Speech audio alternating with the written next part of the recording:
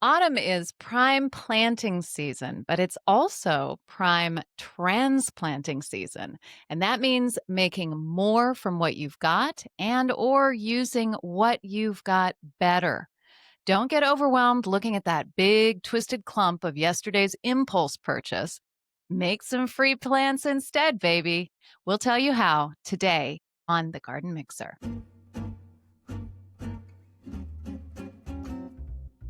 I'm Leslie Harris. She's Marianne Wilburn. And this is the Garden Mixer. Thank you for listening. And I'm just so excited about free plants. I'm excited about free anything. I'll eat airplane food. Anything. Bring it. You are excited about your airplane food because it's free. Yeah, well, actually, I've paid for it, but let's not think about that. Free plants in your garden, you might have already paid for those. However, it might be a favorite one that a friend gave you. It might be something that you inherited in a new garden that's just not in the right spot. And you're like, oh, it would be so much better over there instead. There's so much to do and so much thinking that you can do ahead of time. Don't forget that at the end of this episode, we are going to bring you 2 bonus plants in the section called Damn, I Wish I Had Planted That. But now in this episode, we're really concentrating on strategies, not tips and tricks, because that would make Marianne sad if I said that out loud. Tips and tricks. She doesn't like tips and tricks. Yep. I need See that. You've her. already said it 3 times too many. So sorry. Yeah. Strategies on how to rearrange your garden for the better for next spring. I'm excited. I am too. We've got a lot to cover today, so we better get at it. So what are you drinking? First off, what's the mix today, Les?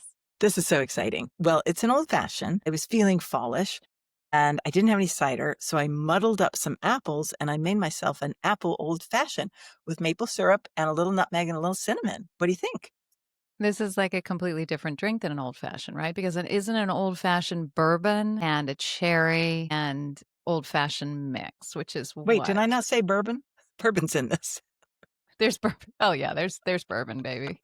Oh, God, yeah. So it's so what's in an old fashioned mix? I should know this. I think I've written about this. A liquor that is sweet and you make it sweet. You muddle usually a citrus and some maraschino cherries in the bottom of the glass, and you might add some bitters, which I usually do. And I wouldn't bother with a good bourbon, like not a sipping bourbon, because you've put cream in your coffee. Why bother with the good stuff? But it's a nice warm feeling. I drink it basically all winter, but I just thought I'd change this one up. Like when I put pineapple in my margarita a couple weeks ago, which you were skeptical about, but I thought was delicious. You thought it was good. So you've got to name this new drink. What is it? It's a apple fashioned. Yeah, that sounds great. What are you drinking? Let's ask a millennial. Jane, what should we name this drink? She's not even paying attention to us. Okay, I am just sticking with a good old fashioned Hendrix and tonic because it's my jam, baby, and it just sounded good, even though it is fall and I should be drinking something warming. But I did have to show you something that I, to my great shame, picked up in duty free. Reaching for it now. Again, I am embarrassed by this, but at the same time, I've seen it. Excited. Yeah, I love it. It is a Hendrix gin bottle encased in a watering can. I mean, if I saw a watering can that was black and this big in a shop for watering cans, my first thought would be, yeah, that's too small and it's black. I don't need either of those things. But you put a Hendrix label on it and stick 3/4 of a liter of gin. Oh, that's my favorite in it. And I'm all over it. I think I would have bought well one. Well done, the marketing arm of Hendrix Gin. Another sucker born. We have a few things in Clear Up Corner. I want to tell you 2 things that you were right about. And I know you love this part of the show when I tell you that you were right. One is that a cornhole, which I was sort of joking was the way you say Cornwall, if you say it quickly, Cornwall, is an innocent game with beanbags. But when you sort of had this idea that it might be something else, you're right. You don't want to find that in your search history of your computer. It can mean another thing. It wasn't that I had an idea. It was that I hate the sound of the word. There are certain words that you just hate the sound of. Tips and tricks? Tips and tricks. God, that just makes all the hairs on the back of my neck stand up. Cornhole is another. Honestly, I've always hated the term blogger. I've never liked that term. It was such an ugly term, blogger. Yeah, it's not beautiful. Look at my blog. It's not beautiful. When that first came out, I mean, literally within that first year, I was thinking, come on, guys, could we come up with something else better? Anything. then weblog, blog. That's what they came from. For those of you who were born after 2011 or whatever that was, our younger audience. Um, I can't keep track anymore.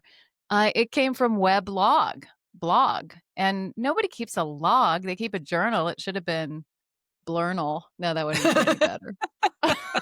I don't know what would have The been other, better. How about you're just a writer online? You're a writer online. the other thing that you were correct about is that when you were just wondering whether that game, the innocent beanbag game, was such a thing that we should, not feel good about, you also mentioned something about putting something up one's posterior. And then you said, my God, I'm so repressed. And I checked into it. And yes, you are correct about that too. Congratulations. Yeah, bitch. Okay, moving on. The dahlia with the magenta bloom that I was trying to come up with that I saw at the garden house. And I thought, oh, I actually might grow that because the magenta was sort of going into the dark foliage as well and making it gorgeous. That was called Magenta Star for those of you who were looking to, just based on my random recommendation, just suddenly run out and buy it. But it is actually very, very pretty. And I think we have been pulled up by our socks. Is that the correct term? By Jenny Price Nelson, who was on our trip with us and asked us, please, very respectfully, could we stop saying Solidago and say the way it's supposed to be pronounced, which is Solidago. Mea culpa, Jenny. It will never, ever happen again. It's totally going to happen again. But Jenny surmised that it was because of Spanish pronunciation, and I would absolutely go there. That is my, if I make a mistake in pronunciation, it's because I go to Spanish and less Latin, although they are related. In this case, I always had said Solidago until I started listening to you on that podcast that's recording. right. And I'm like, oh, maybe it's Solidago. I'll just go with her pronunciation. So anyway, All my fault. Solidago, you couldn't have been around in the 1960s. You weren't. When I believe it was the last two Thank you. syllables of the correct pronunciation of that word would have been kind of a universal slur Slur. of a certain ethnic group. Anyway, I thought it was cool how when I tried to find out what magenta star was, there were probably half a dozen dark foliage dahlias with magenta blooms, but this one was special because the foliage sort of did reflect the color of the bloom. So very cool. Did you see it? Did you agree with me? Saw it in real life when I went to Oh. find out without bothering you, because you always get mad when I bother you. Hey, what was that dahlia you were talking about? I couldn't find it on my own, and I threw it into the Google machine, and so many came up. Well, the Mystic series of dahlias, single dahlias, I love Illusion. That is probably my favorite dahlia, single yellow on a bronze foliage. They've got a lot of terrific pink and white and red and magenta against bronze foliage, and I've never wanted to grow any of them. Sorry. Sorry, guys. But sorry, guys. But I love Mystic Illusion. But this one was really a little bit different. So I do actually find myself drawn to something magenta. Who would have All thunk it? right. Coteal is actually on the river Tamar, not Talbar or Tabar or whatever you said. I just wanted to say that when I pulled up the big five, we were joking about the big five, the lion, the tiger, the elephant. My big five that Chat came up with were Q, Wisley, Sissinghurst, Great Dixter was number 5. Number 4 was Bodnet, which I have seen twice. I would like to see it with you. I'm only bringing this up because it's minorly interesting, and I would love you to start planning a trip for Horticultural to go to Wales. Mary Bacon and Marianne and I will be coming. Not Marianne Are you Wilburn, the other Marianne Burke you will will be be my coming. 3 guests. Yeah, Okay. so figure that one out. Well, we are going to do a trip of Wales, although that will be tricky because Bodnant is up at the very, very top of Wales. And if you think about Anne and Charles down there at the Vedu, in Chepstow at the bottom of Wales, or sort of, the crossing point there at the bridge, that's almost 4 hours away. It's like, and I'd want to be able to, I don't know. So yes, the answer to you is yes. And I actually went back and checked with Grok to see, and he had changed his story and he now included Bodnant. So evidently there were like 5 more visitors there since the last time he checked. So that just goes to show you, people, do not believe everything you hear on the internet or that Or from ChatGPT us, tells for that, you, for that or matter. from us for that matter, based on how long this clear up corner is. But one thing we do always want to clear up with you is how to become a paid subscriber of the Garden Mixer podcast and to be able to be part of the One More Sip committed community where you get to have a One More Sip episode every other week when everybody who's just getting the free episodes, of which we're talking to you right now, they're having to wait every 2 weeks. You guys don't have to wait. So, hello to all of our mixers. And the way that you do that is you go to Substack and you subscribe there, and it gives you the option to be a paid subscriber. And it's tiny, it's not very much. It's like $4.16 a month. Or you could be a founding mixer and have your name immortalized in our show notes forever and ever. Amen. So that's the way to do it. And there's another really good reason for being a paid mixer because we're going to be doing a Substack live for the very first time on October 16th at 5:30 p.m. Eastern Standard Time. So you're going to grab yourself a drink and Leslie and I are going to have a little mini episode there and we will answer your questions that come in and say hello to all of you. And it's going to be fun. Total Yeah, experiment. We'll see what happens, but I think it's going to be good. fingers crossed. So let's move on to the topic. It's such a good one. It's Oh, the one of my topic, right. Yes, of yeah, course, the yeah, a topic. gardening topic. It Yeah, is, I gardening. mean, it's on, baby. By the time you hear this will drop first third of October. And even if you live in the South like we do, Marianne's in sort of northern part of Virginia. I'm in the middle part of Virginia, but the nights are starting to get cool. The rains are starting to be more gentle and prolific, and it is time to rearrange your garden. And that means that you can take away some things, you can change some things, you can divide some things and get the new plants. And why now? Now is really good, and explain that to them, Lucy. I mean, I Marianne. will do that. Yes, I will do that. Well, something that gardeners don't always think about, especially if they're just beginning, is the fact that in the fall, that earth, that soil is still really warm. It hasn't had a chance to chill out. And so the outside temperatures are cooler, putting less stress on the plant. But those wonderful areas where the roots need to run are warm and encouraging. And we also have better fall rains, usually. Places that have a dry summer, that's when they're experiencing their rains, is in the fall and winter. And for us, we have a lot of rain in the summer usually, but we have a good amount in the fall too. So if you are a really terrible gardener and you don't want to water, you have a better chance of these things living. Although please water your Please water. that's why we do it in the fall. They have time to establish their roots. And the earlier that we do it in the fall, the better. We're talking to you mid October right now, but this season starts as soon as the temperatures start to cool a little bit, beginning of September, end of September, depending on what the season is like. And some people can be planting all the way through to December. You're taking some chances. And as long as you always know the rules that you are bending and possibly breaking, then fine. Don't think, hey, it's fine. It's December. I can still plant. Yeah, maybe you can. Better if you did it in October though. Yeah, for the warmth of the soil and for the encouragement of those roots. Let's talk about division first. A perennial is a great way to get free plants. Just tell you a little story. When I was a brand new gardener, had a baby who was always taking a nap. I probably should still been at work. I had a high energy What kind of level. baby is that? Yeah, I did not have those babies. he was a big napper guy. Bills have been paid, dinner's been made. I'm like, well, we have a new little house here. What isn't growing in the garden? And I went to the library and I checked out books, and I discovered that you could stab a shovel into something that I had identified as a hosta, and you could make 2, 3, or 10 of them. And I had so much fun.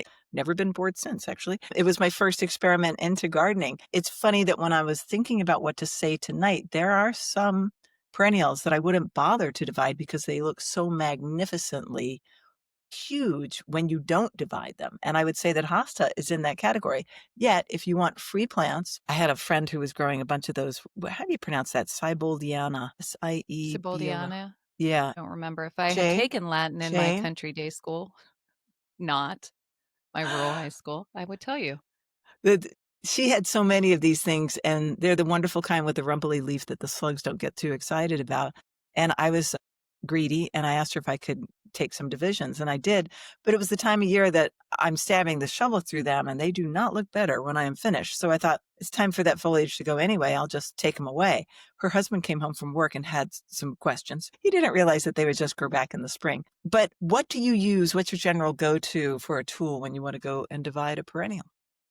A very, very sharp spade. I tend to be one of those people who very rarely shaves off of the sides of a perennial. I tend to dig the whole thing up. And I just want to be able to see what I'm dealing with. And also, a lot of perennials get very old and woody in the middle.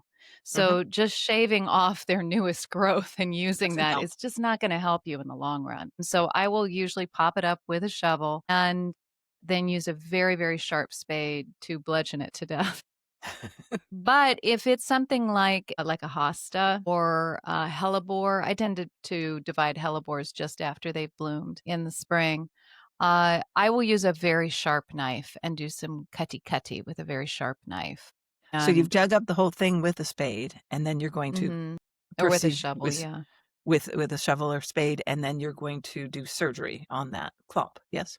Yeah, somewhat of surgery. Now, depending on the type of perennial it is, if it, let's say it naturally is trying to divide itself. There are many different little crowns. It's more fibrous rooted. Two forks, two garden forks, put down into it back to back, right up against each other, and then you push them apart. That is another good way to do that. It's hard for something that is really got very, Clumpy. very thick, clumpy, fleshy, not fleshy per se, but you know what I'm talking about, like hosta Like hosta, like hellebore. roots. Yeah. What else? Some ferns are difficult like that. You're cutting into something that's not a root. It's like the core of the plant in a Mhm. way. I'm sure there is a botanical name, and now we've got to go to Clear Up Corner. And just so we don't have to do this for Clear Up Corner next time, it is Hosta siboldiana. Oh, Okay. that There we came go. from my mouth first. I would like to take credit for not You screwing that did. up. You got Thank it, you. and I just don't wanna have to have this long list next time. I didn't put this on our list, but I was just thinking about ones that are sort of want to come apart more, or you can see little clumps of them more. I have one of my favorite, they're her fingers. If you, by the way, if you're listening to this on audio, go for it. That's great because you're probably getting a lot done. If you want to see this on video, we're one of the few, only maybe one of the very few Mm. gardening podcasts that actually puts in pictures of the plants that we are talking about on YouTube. So just so you know that. Um, and Marianne's fingers were being very crazy. Heuchera Autumn Bride. Do you know that one? Mhm, I do, I grow that. It's not in a very lovely place, and so it's not super happy, so it just sort of sits there, and it's never needed to be divided because it just sits there, just trying to stay alive. But it is a terrific plant. I've grown it in my other garden, and I loved it, and I really need to move it, so maybe I'll move that next Yeah, time. put that on your list to move. I had that in a place in my big garden that I moved away from 2 years ago that I was constantly dividing it. I had a really wonderful patch, like 6 by 6, and it did make the travel team, and that little baby is now looking at me saying, "Hey, I could be 2 or 3 plants, and I think I'll, do it again." That's a fabulous plant. It has that nice medium green, the big leaves, and it's blooming right now. Yeah, and if you are really fed up with heuchera because you buy all these pretty, pretty ones that are very, very colorful, and then they all melt out for you because of heat and just short-lived perennial syndrome. What is that? SLPS, you know. Autumn Bride heuchera is a terrific one that you won't have to weep over it. It will, if you put it in a decent place and don't just ignore it like I'm doing, it will do really well for you. But heuchera is a great example of one of those fibrous, like ajuga is another one. If you dig up a big clump of ajuga, you don't need to take a shovel to it, a knife to it, anything. You just very slowly manipulate those roots apart from each other, and you can end up with very painlessly with a lot less damage to either roots or rhizomes or crowns of the plant by seeing if you can do that first. You can wash all the soil off of it to see if you can do that, what you're working with, and if you can pull them apart, and that way just do a lot less damage to the plants.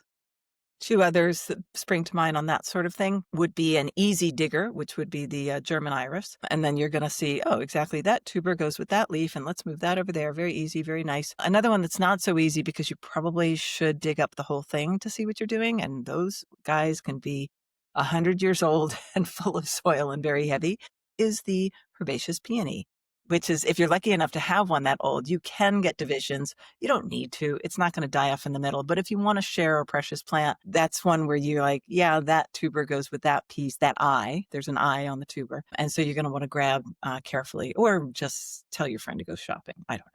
I'm thinking of doing that this year if I get enough time to dig a lovely established peony. It's a single, just a seedling that became very beautiful over time. Do that with the roots because I have got not box elder. What's the word I'm Elderberry? thinking? Not elderberry, not elderflower. Oh, come on. How many elders are there? Ground elder. And it is agapodium and it is throughout the roots. And so no matter how much I dig up and get rid of the agapodium around it, it's within those roots. And so it just keeps coming back out of the peony.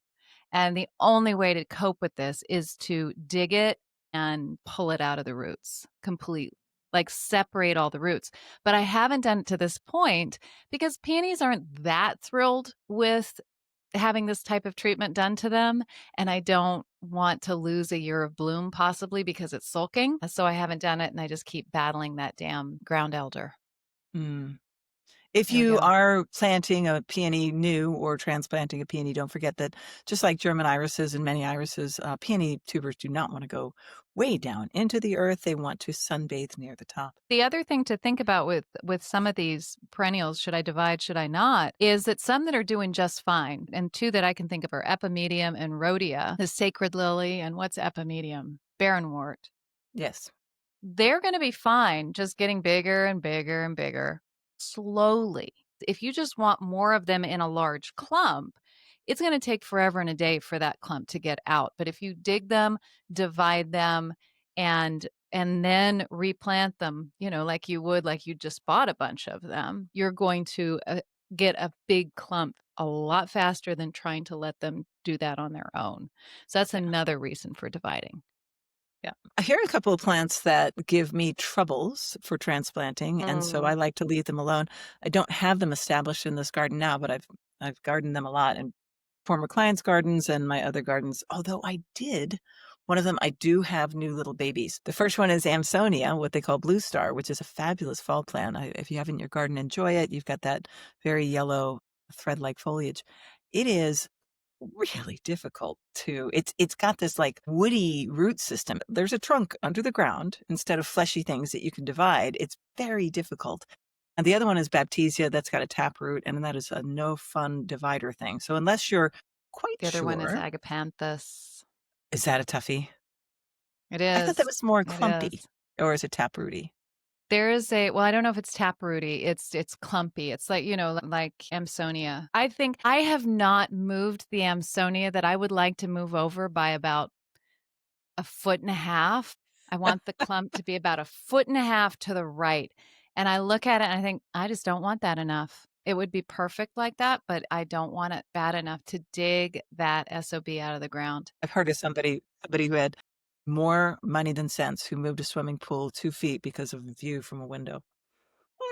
Anyway. Yeah, I wouldn't mind a little bit more money than sense on that one, but yeah, I'm not gonna do that, nor am I gonna put anybody else that I'm paying by the hour to do it, because it will be a few hours for Yeah. a foot and a half.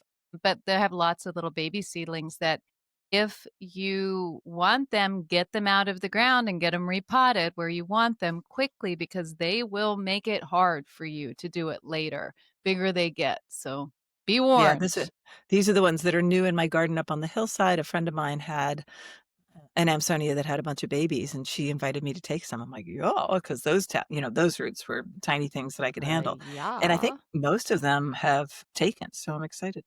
Let me ask you this, when you go to divide a perennial at this time of year in the fall, for the most part, you might go plant by plant, but for the most part, do you say, "And because I'm gonna have to cut you back," or because you will die back with the frost that's coming?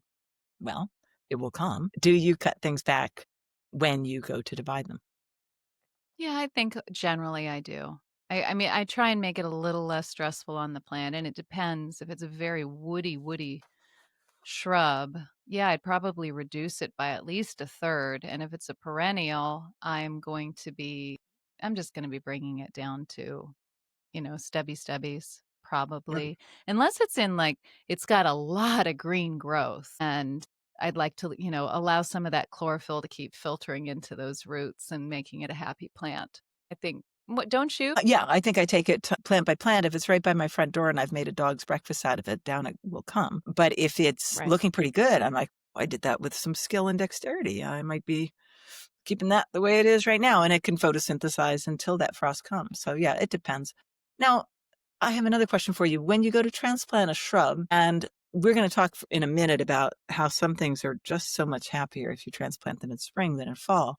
But some things are fine in fall, and also, it can be that old adage, like, do your pruning when your shears are sharp, when you have time, when you can. And if now is when you can, then do. Do you look for divisions when you're transplanting a shrub? Do you look for offshoots, root cuttings? Oh, yeah. 100%, because I've usually layered them on purpose. Uh-huh. I've already done that. Yeah, Remind, just in and case somebody's yeah. new, remind what layering is.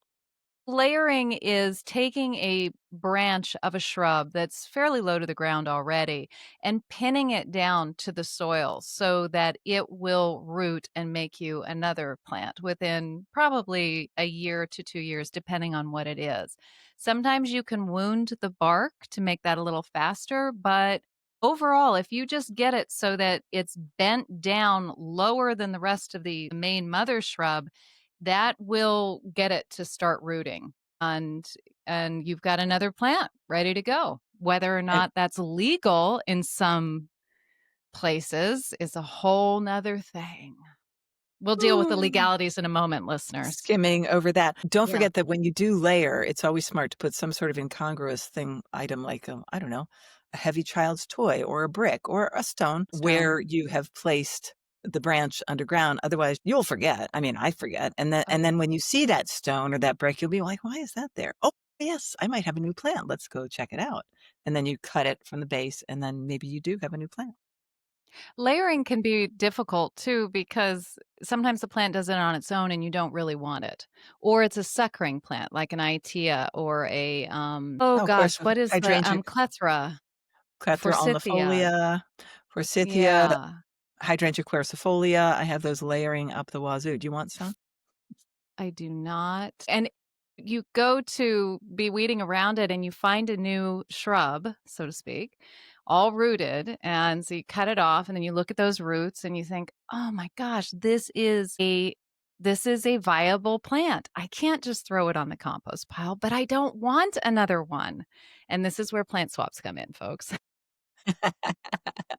Pot it up, give it to This is where you somebody. pot them up in a garden club, and I hope that if you are not part of a garden club in your area, that you get into a garden club in your area. Don't let Facebook be your only way of talking to other gardeners because that is not face to face. We need this face to face stuff because we need to get these plants as well. And usually garden clubs have swaps in the spring and the fall during the planting season.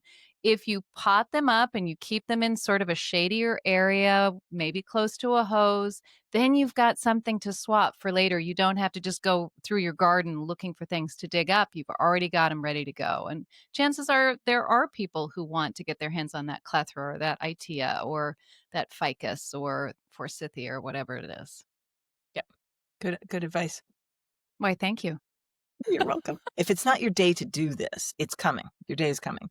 So grab that cocktail, grab that coffee, wander around your garden and make a mental list at least. Probably getting out pen and pencil or your phone is not a bad idea.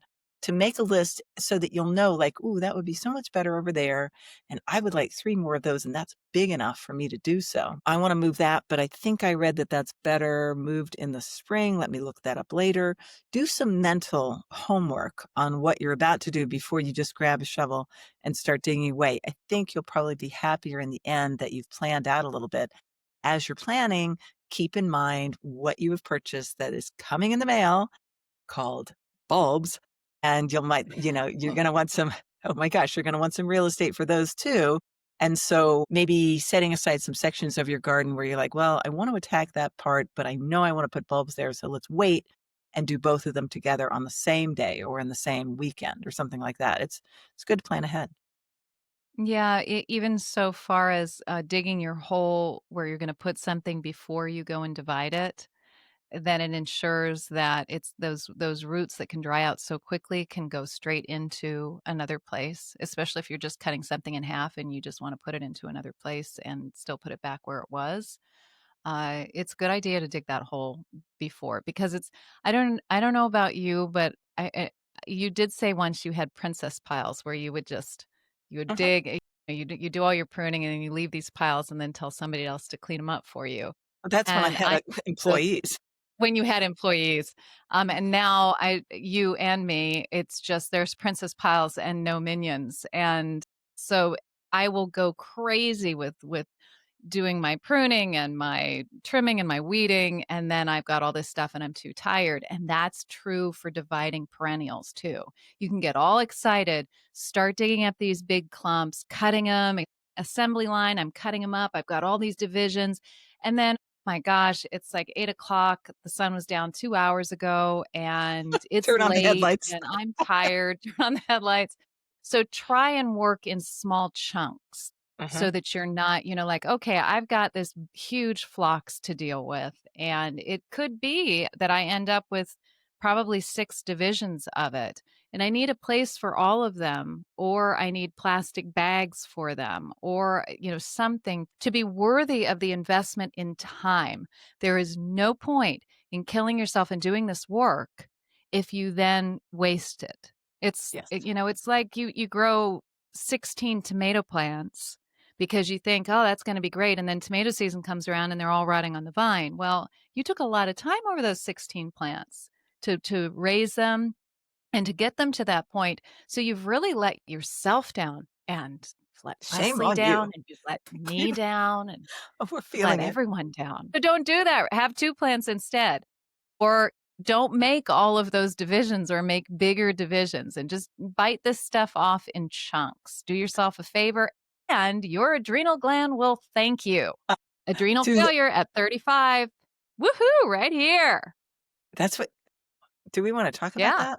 I We know. No, I don't want to talk about it. I'm just telling them don't do this. You think you can do everything. You cannot. You are human. You are not superwoman or man. Okay. Couple of hacks with that. If you know where you wanna plant those guys and you've dug your hole and you're feeling like, "Oh, and then I have to drag the hose out," go ahead and fill that hole with water. If you have amazingly clay soil, don't and the plant needs good drainage, maybe don't do that. Most plants would love to have that initial bath, and then the water will drain away and you're off the hook for the next couple of days. Another hack would be to get a trug or some plastic bags, as Marianne mentioned, and just say, "Okay, I'm doing my divisions today. I don't have time to plant today. It actually is 8 o'clock and my headlights can't point at that part of my garden. I'm going in Well, to a join couple my of them husband can. who thinks I'm crazy and just put these clumps in a trug in the shade. They can sit there for a week. Honestly, I mean, you probably would cut off the foliage because the foliage will not be happy and it'll make, but if you have those root balls reasonably damp, put some newspaper or plastic over the trug, they will last at least a week, maybe two. Obviously, you could pot them up if you're so inclined, but just throwing them in something in shade will get you some mileage. I have some specific things I want to ask you about, oh master gardener. But wait, Please don't you've call me let that that. lapse. That's right. I left that lapse. I'm not official anymore. Neither am I a certified horticulturist. I let that lapse. Don't you love these beautiful podcast studios where they're sitting there and there's just some graceful looking objet d'art sitting on the shelves and uplighting and just the right kind of books, spine out, stacked a certain way. And I would like to just bring your attention to my crazy second desk. I won't even show you what this one looks like. Reality. You had some questions for me, Miss Harris. Yep. Although I don't know why you're asking me. Another good reason to join a any sort of gardening society or club where you could just pick other people's brains because they might have experience doing something that you don't Oh, yeah. have. I have an idea of what I want to do with this plant, but I just thought I'd check it with you. I got myself a big old morning light to grow in great grandfather's urn at the end of the bowling alley. It's made me Which is happy all not holding summer. his ashes. We just have to keep saying that. Okay. No, it's not. It's a I plant wish you thing. would give that urn another name. Okay, great-grandfather's urn says only Plant or one great thing to grandfather's? everybody. Okay? If they That's saw the all it size of says. it, they'd be like, "Whoa, he was a big dude." It's a big man. Um, Big, fat it's so John. cool. It's so Victorian. It's very old and iron, and it's probably 4.5 feet tall. It's big. I have a morning light growing in there. It has expanded its root system so that um, when I was away, I just got back a couple of days ago for being 3.5 weeks away, and I have a wonderful friend who gardens for me. But I just don't think unless you were out there every day, this never would have been watered well enough because the roots are now taking up most of that pot. And so it's impossible for it to hold the moisture. The edges of the morning light have really gotten brown, but it's still alive. My gut is to take that thing out of its pot. I will probably be cutting the plastic pot off of it because you know how that goes when they get so root bound. And better than breaking a terracotta one, I suppose, which I have done. So I remove the pot and I've got this root bound thing. I can save it if I divide it. The whole thing is stressed, but if I make 3 or 4 little ones and just stick them in the ground for winter, it's a perfectly hardy plant. It doesn't need to be in a pot. That's just where I like to grow it. Do you think that's smart to do right now to save what's looking stressed? Well, you don't have a lot of options, do you? It's probably gonna have a hell of a time getting through the winter it's in a plastic pot in your grandfather's urn, so Mhm. it never really used all of the urn, it just used its pot. Oh, yeah, because it has that cut in sort of thing so that you would never get that thing out. It goes underneath the Oh. top, and you would be so sad trying to get that out Oh, once you those would. roots expanded into the edges of grandfather's not urn. Yeah. Yeah, I don't think you have a lot to lose there. Usually, I will not dig and divide or transplant my warm season grasses when it's starting to get really cold. I like to do that in the spring when they're starting to plump up and I mean, you just can't stop them from growing. And that's when I like to divide them. And it doesn't mean that yours are going to die. Do you really need 3 morning lights is the question. Because another thing to do when you have a plant like that it's not marginally hardy, but it might have an issue with this time of year you doing that is putting it into a compost pile and just sort of healing it in, putting Oh, that root ball, not disturbing those roots too much, and just putting it into an area that's it's going to get some moisture but not be too wet and just sort of sit and be healed in for the winter. I'll do that with things like marginals like crepe myrtle for me, magnolia, camellias, that type of thing. If there is really marginal, I don't want to mess with them too much in the fall because especially in we're right now mid October, especially right now. Maybe a month ago, different, but now I don't know. But you don't have anything to lose, so do it. right. The reason my gut says to make it smaller, and I can make it smaller next spring, is because I want to grow it in the exact same situation next year, but it would never do because it is all roots now. So I need a It's spot. trying to commit suicide so you won't do that to it again. I It's trying to probably get it's out of that. let's get away from this lady. I want it smaller for that reason, and also because I don't wanna dig such a huge hole, you know? I just wanna dig a tiny little hole of a division of it, and so maybe I'll just split it in half and then take a couple of I'll just see how the surgery goes. Here, I'll let I you got know. a solution for you, girl. I got a Go shopping? solution. No, go ahead, cut it up and do what you will with it. Cut it up into the size hole that you want, selfish. And then if it dies, I will give you a division because I have more than enough. Oh, alright, Okay? I Is like that a this decent proposition. thing? I mean, it does mean that we need to meet face to face Well, that's at some okay. point in the spring. I think we can pull that off. I think we can pull that off. Alright, so that Okay. was one question. What my other question is, how is your Hemiboea subcapitata doing that I gave you? I beg your pardon. Oh, y'all, What this a is just crazy name for a plant. What is the common name of that guy?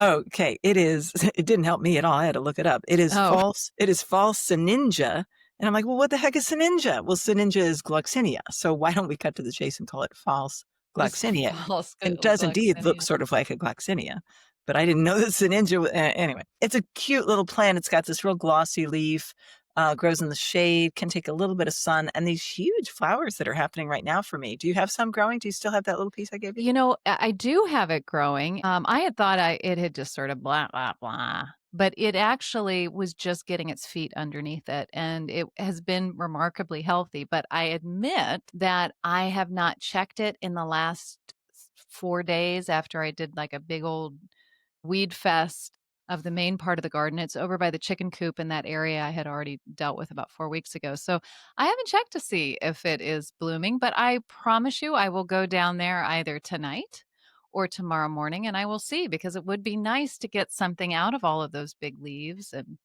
being careful in the label that I lovingly made for it. And Oh, hemioba. Is that right? Hemioba?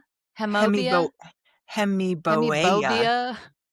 Hemibobia? Debbie Hemiboobiebobia? said me, Hemiboea. This is just so interesting. Well, I mean, everybody who's To listening to you. a garden podcast would think it's interesting. You grow plants in a couple of different places, even in your tiny, tiny garden, and they grow in completely different ways. My hemiboea that I brought from my house 2 years ago, where I put it originally, is like saying, I'm not so happy here. Whereas I took a little piece of it and stuck it under that front Japanese maple just near, the front of the house. And it's like, oh, this is it. This is where I'm going to be. And it's flowering and all this stuff. Same thing happened with two farfugiums that I brought along. One of them is Aureo maculatum, which is, what do they call that, leopard's plant or something? It's the green one with the yellow spots. Refugium. Yeah, Yeah. no, Ligularia. Well, It's a both are, Ligularia, isn't it? Or is it a Farfugium? No, it's a Farfugium. yes. Yeah. Well, yes, because those are both acceptable botanical names. I think it's much more fun to say farfugium, but that's just me. No, I think Ligularia, I don't think it is a Ligularia. And I don't Okay. think Ligularia has gone over to Farfugium, but I think Farfugium was part of Clear up Ligularia. corner, I don't baby. know. You just can't Damn wait it, to I hear about didn't want this. to have to go back there for that. No. Okay, fair Clear enough. corner is fun. Wrap your head around it. It's fun to All learn. right. Okay. All right. Anyway, I I'm so have happy. Okay. I have a Oreo maculatum that is barely hanging on. I see this one pathetic little leaf, and it was gangbusters at my last garden. And then I brought over this kind of precious, wonderful one that I got from Tony Avens at Plant Delights, Argentum. So that's the green, sort of a darker green with white variegation. Really pretty. And that guy is happy sitting right next to the other one in the bowling alley. I mean, go figure. Okay, so two questions. One is the one that's sort of wasting away and saying goodbye. Was that a division or was that an old plant? Both were divisions. They were both divisions. Okay, so there's that, and then the second one is you're speaking a foreign language to me, because I cannot grow Farfugium here. They are not hardy for me here, or they're really marginal. Grow Ligularia, or some Ligularia, but Farfugium, it ain't happening, girl. It's zone 7B, right? So would you be suspecting that I only brought that up to make you jealous? Yeah, I would be thinking that, and I would be right, sir. Uh, Oh, can I, yeah. just to make you jealous, just tell you that I was doing a whole bunch of crazy weeding yesterday and came across a Polemonium is behind the curtain, Hamlet, and Big enough to very, divide. Don't very give it to bright and me. happy. Don't give it Yeah, to bright me. and happy and alive, oh ho, alive, oh ho. Although its two other brothers were not. So there we go. 1 out Oh, of 3. interesting. Okay. Which brings me back to what I wanted to say about 2 minutes ago, which is this is why the plant people in your life, if you're new to gardening, say, yeah, kill it 3 times. Kill it 3 times. It's okay to kill a plant 3 times, because you plant it once in a dumb place, let's say. Or no, let's not say dumb. Let's not be judgy Unlucky. spice here. Let's Unlucky. be no, unlucky still. An aspirational place. Like you want it to live there because it will look so good there, but it doesn't want to be there. And it tells you so by committing suicide. So then you take it and you could stop and just say, well, that plant sucked and I can't grow it. And it hates me and all of that stuff. Or you can try it again in a new spot. You can maybe go back and figure out where this plant grows in the wild, not just China or North Dakota, but what are the exact ecological conditions that it grows under? And then try and offer it that if you have that ability to offer it that. Correct the drainage or find a sunnier area or give it more shade or what have you, and try it again. And if it dies again, okay, we're starting to get a little testy here. And this is why you go to plant swaps. You can get it for free again, maybe next year, and try it again in another spot. And if you're really 3 times and you're just like, this plant is not doing well for me, okay, then you can maybe make some pronouncements about the plant or a particular cultivar. I grew Ligularia Othello for many years and loved it. And then I started growing Desdemona very close to it. And it just was weak and weedy and just not exciting. And I remember writing about it, saying Desdemona is as weak and weedy as her namesake. Really, it wasn't about that because I've seen it in other gardens growing well since then. It was just I was growing it badly and I wasn't giving it what it needed. And perhaps it was in a little area of more heavy, heavy soil, whereas the Othello had a stronger, bigger root system and a better hole. So Uh-huh. it's best to try these plants 3 times or more, don't you think? Yes, but I think I'm getting I'm off my soapbox. okay, 3 strikes and I'm out with Polemonium. You remember that Regersea I said I needed to dig up and then charge $27? Do it! Well, I am Only you might definitely get gonna dig it arrested. up. Well, I'm gonna dig it up, but I am going to cut it up and I'm gonna use it all over my garden because I have a lot of places where it could go. I've been ignoring it because it is a very heavy, hard, knotty clump, and it's not gonna be fun. But Mm. I'm going to do it because that area of the bed could use a little renovation too, and I've realized that Regersea is stopping me from renovating there. I sort of keep moving around it, just like, no, the whole thing needs to come out. So that's one. I'm going to grab a Gianna phlox that needs to be divided and would look in so many other parts of the garden. That's one of my favorites. That's a native cultivar, I think. Not patented that one. But another one that is Kapow Pink, which is huge and has got to be dug up and divided. And okay, so can we get into this for just like 5 seconds, Les? This It won't be whole 5 seconds, but yes, we should talk about it. It's important because it's you and it's me, frankly. It won't be 5 seconds. Ready? Strap buckle in up, because Buttercup. it patented plants. It's a thing. You cannot be doing whatever you want. And yet it's sort of like jaywalking. If nobody sees you do it, they're probably not going to come and get you, right? Yes, I guess. Who knows? It depends on how vicious people get. But Leslie's right. I've always operated under the assumption that yes, it is wrong to propagate for sale or even to, hey, I'm going to go propagate this phenomenal lavender, which is a phenomenal plant actually, and I'm just going to give it to my friends. That is wrong, and you should not be doing that. And it's very clear that's intellectual property and it's protected, and you definitely shouldn't be putting your own tags on it and selling it in your nursery. I mean, No, don't do that. that's like jail time, baby. But we were a little bit unclear about whether or not you could do this for propagating for yourself. And so I ended up contacting, and I will change glasses here. I contacted Dr. James Myers, who is at Oregon State EDU, and he had been asked for Better Homes and Gardens magazine about this issue. And he said that the statute does not distinguish between a homeowner propagating for personal use and a commercial grower propagating for sale.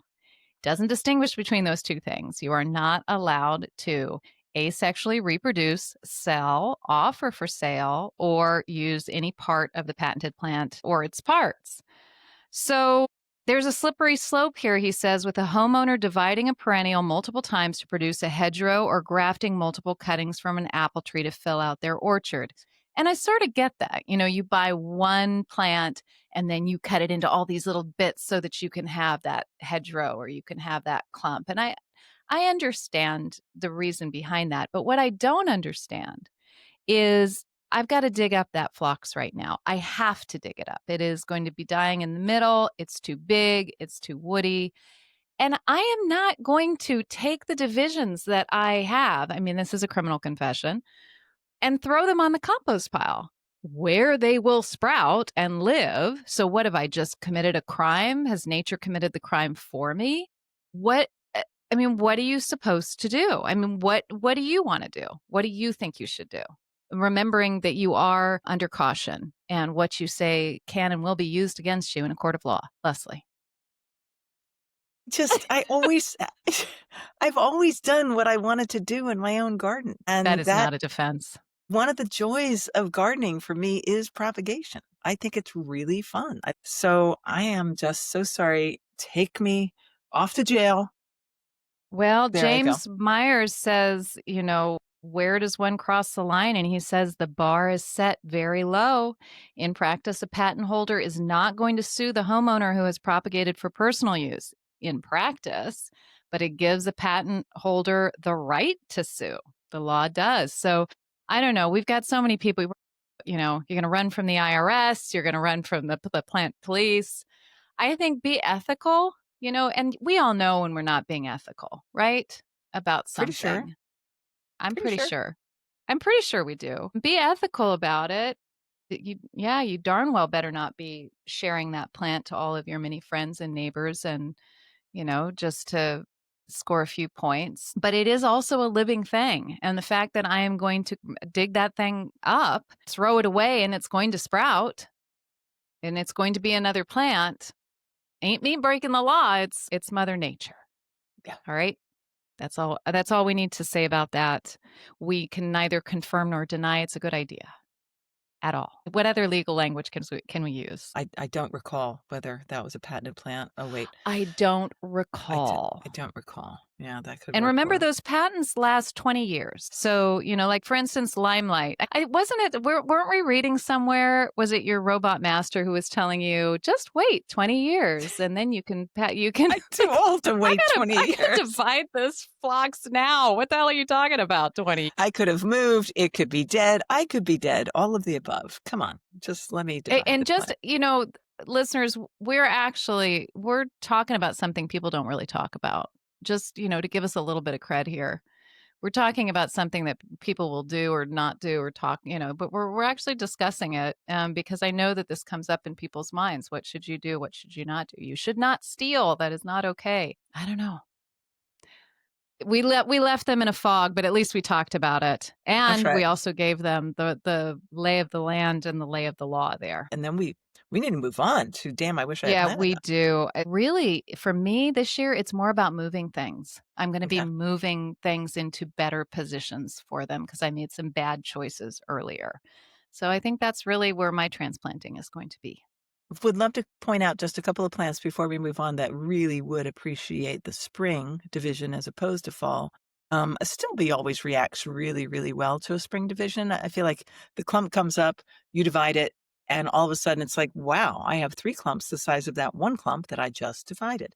Any that Yeah. pop into your head? There's a lot of pent up energy with Astilbe, like I said, with the grasses. Once they get started going, it's a great time to divide them. I do not divide my hellebores until the spring, and it's early spring. It's after they've bloomed. It's usually sort of mid March, and I'm pretty ruthless with them with a knife. That makes really good sense because if you're new to hellebores, so they're going to send up those flowers in winter. The new foliage is not going to come up. 1 or 2 might come up with the flower, but you can really scalp them, divide them, and then not have the sulking period because although every hellebore I've ever divided survived, it never let me think that it was a good idea to do that to them. They always were mad at me. Yeah, they sulk. But that's different than, dying. A Right. little bit of sulking, it's good for every toddler, and it's good sometimes for your plants too if you want to get more of them. So yeah, it's a good time to plant. It's a good time to transplant. It is. But yeah, I think we've done it. All right. Hey, okay. now, I had a comment from a YouTube listener, and she had Oh, been great. listening. Yeah, and I wish I had written down her name. Oh my gosh, I'm so sorry. Journalistic integrity. This is what he or she said. My Calicarpa dichotoma self-seeded heavily and widely, front and backyard, causing me to dig it and seedlings out. 4 years later, I'm still grubbing out the progeny. I've planted Calicarpa americana ever since. When you talked about the dichotoma, I was scratching my head thinking, wow, mine is truly invasive. It's in my yard.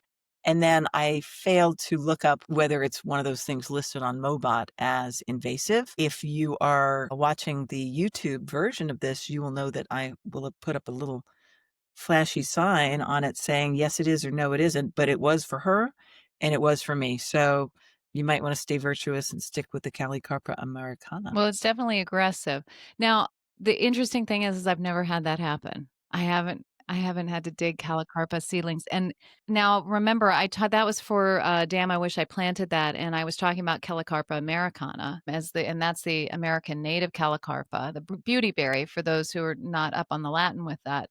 But dichotoma, I had to admit, is a very small, compact, very graceful shrub, smaller berries. Because I haven't experienced any seeding of it, and that could just because of my soil or the conditions, you never know. For the first time in my long life of growing buddleia, which is probably 25 years, I am having a ridiculous amount of buddleia seedlings pop up from a buddleia that's supposed to be sterile or Oh, very no. close to sterile. It's never happened before. And I have other buddleias in my garden. So, these things can be different. And if you're starting to see that with any plant that you're growing, you may want to do exactly as this listener did and not only grub up those seedlings, but grub out the plant. Yeah. Of course, that means that most of our American natives will have to go. Sorry. We have some new mixers, and one of them is a household name, Joyce Householder, who was on our trip to Hey, Joyce. Hey Joyce, thank you so much for supporting us. And Roxanne Ward is our other new mixer. Don't forget that you could go to Substack and become a paid sponsor for the Garden Mixer podcast, and because of that, receive our bi-weekly edition, which is called One More Sip of the Garden Mixer. We'd also appreciate any reviews that you could give us on Apple, on Spotify, on I don't know where else. All Yeah, the you're just places. sitting there at the grocery store. You got nothing to do. You're on your phone. Instagram's boring the heck out of you. Facebook's toxic. Get on Spotify and put a comment in. If we made you And laugh, that helps the let us know. show. Yeah, if we made you laugh. And if you are a new mixer, new paid subscriber, and you haven't heard your name, we always have a delay in the names being read. So we will, of course, have Jane flogged immediately after the show. That's Jane. But it will get there. So But we do just appreciate hang you. on in there. But we do appreciate you so much. And it's exciting too, because this is a rapidly growing community and it's fun to see on several continents. We've got listeners in the United Kingdom, in Australia, in Europe. I think Sweden is our number 4 or 5. 5, yeah. Yeah. We've got, So yeah, hi. Germany. Yeah. That's Hi. right. Hi to you. Hi. All right, let's move on to Damn, I Wish I'd Planted That. Yes, this is a part of the show where we give you a plant that is doing something special in the garden right now at the time that you're listening to this podcast. And that doesn't have to be flowers. It can be foliage or something else. And that's exactly what I'm talking about today. I'm discussing this for its seed heads. And these are some of the most beautiful seed heads in the garden, even though they're completely untouchable. They're actually toxic. They're like castor beans, but they're so gorgeous. And this is the blackberry lily, which is neither a blackberry nor a lily. Discuss amongst yourselves. So it used to be Bellum canda chinensis. Now it is Iris domestica. It's actually in the iris family, and it has iris-like leaves and a very tall, slender flower or mini flowers on the top of a long stalk, a bit like a daylily, but the flowers are only about 2 inches wide at the most. Very bright orange with little freckles, or there's one called Hello Yellow, which is yellow and very beautiful. Now, these flowers turn into a seed head that looks just like a blackberry. And as Leslie said earlier, we're one of the only podcasts that's going to actually put this picture up for you so you can see why I like to grow it. You get those beautiful flowers, which butterflies really do love and bees love. And then you get these lovely seed heads popping up in random places. It does reseed itself. It takes about 2 to 3 years for those seedlings to become flowering plants, but It's worth it, and if you're feeling like, "Ah, I just don't need this," you can pull it right up. It's just, the work of a second to pull those up. But a very beautiful plant, lot of cool texture, and terrific in the vase as an accent, right? I think it zones 5 to 10, and full sun, partial shade, but not too partial because it wants to flop over, and then you'll end up having to stake it. So, especially putting it up in some of your prairie style plants, ruining your prairie aesthetic completely, but not really because it's so pretty. Do you Yeah. grow that, Les? I have grown it, at clients many clients' gardens, and then I grew for myself the yellow one, which I did like. It's very beautiful. It's a good vertical accent, just like, iris foliage is, but this is even more vertical, and and it is quite tall, and those berries are cool. So this time I went with something that was sort of yellow, and Marianne actually questioned whether I wanted to do it at this time of year because it flowers in the spring, but this is a euphorbia, and the cultivar is called Ascot Rainbow. It is one of my favorite plants, and it's really a four-season plant. And it's coming into its own right now because it does sulk a tiny bit in a hot, humid summer, or you just don't notice it as much. It's not like saying, look at me. That's the time when it's sort of saying, you look at everything else because I'm really fabulous in spring and I'm really fabulous in fall, and I'm actually going to look pretty darn good in the winter too. So it's an evergreen plant, and it has these crazy yellow foliage with green striations, and it even goes to pink, and the stalks are quite red. It is a good looking clump, about 2 feet, 2.5 feet tall, and can get that wide. I have some new ones that I put in. When did I put them in? Probably 18 months ago. And they're just looking so great coming up between some Victoria salvia and some calamintha. It's a great, they're Mm. just making me very happy right now. Very low maintenance. They love a good drought. They don't like the humidity much, but they'll come back and they'll survive it. A deer won't touch it. And a word of caution, it has some very nasty sap associated with it when you go to cut this flower. And it's a good cut flower, good cut foliage. It's excellent. It can last a long time in a vase. Wear gloves, and then don't accidentally rub your eye with that glove because you will be so sad for about the rest of the day and maybe into the next day. And I've done that, as you can tell. What an The idiot. scarring. Yeah, I Yeah, can see the scarring, the Leslie, yeah. scarring is there. So, So, yeah, do it has you good cut stuff. it back in the spring to the ground, or do you I'm asking you this because it is so rarely hardy for me in my zone. Oh, Some yeah. winters it gets through and some winters it 6 through doesn't, and listeners, 9. I'm in 6B, Yeah. 7A, and it really is maybe this winter, maybe not. So, Oh, I too bad. haven't played with it too much in the spring. So, would you do like you would for, like, a Wait a minute. wolfenii or This something says and cut it this down to the zone's ground? I looked on Mobot, it says it's 6 through 9. Yeah, that stuff lies too. Well, okay, let me not say Mobot lies. That's the wrong way to put that. It's not definite. And I have a friend who grows it nearby here and she loses it, sort of every other winter. She always buys it because she loves it, but Yeah. it's not reliably hardy. And it probably has a lot to do with winter wet. It's a Yes, euphorbia and it has a lot to do with winter wet, it I'm would want to sure. be dry. Yeah, it would But want to be yeah, dry. great deer resistant. So what do you cut it back in the spring I or just do have a you look wait for at it it. to Yes, I do both. I look at any stalk that is looking like it doesn't wanna it's fighting it's fighting gravity, or it looks woody and ugly, then that's gone, and sometimes that means that an entire plant is just gonna have a new flush of growth. I'm not fussed about the flowers. They're bright sort of neon yellow, very airy. That's not what does it for me on this plant. It's all foliage on the Ascot Rainbow. I love it. Okay. That's a cool plant. I love that plant. It's you know what? This is a great plant as just a summer romance, even if you're not, Oh, trying to get yeah. it through the winter. Amazing in containers. Just Oh, yeah. amazing in containers. Every color you want is there, so you can pretty much mix and match with any flower. I love that plant. Martinii, I think. If Euphorbia Martinia. martinii. Some people call it Martin's euphorbia, but this is a particular Oh, type that was found in Germany or something. Just so everybody knows, because you should. This will make your day complete. The genus name, euphorbia, probably honors Euphorbus, a physician of the king of Mauritania. And don't even ask me what century that happened, but I read I it. am now just that much more intelligent. It's amazing. We Thank got to you. land this plan. We've been talking too long. Way too long, girl. Way too long, but it has been fun, and I Yeah. hope that some just like one or two things that we shared with you will be in your head as you're out there with your two shovels and your two forks and your knife and your all of the things that you need to do some damage out there and make some new baby plants. Free is good. Free is good. All right, we'll see you next time.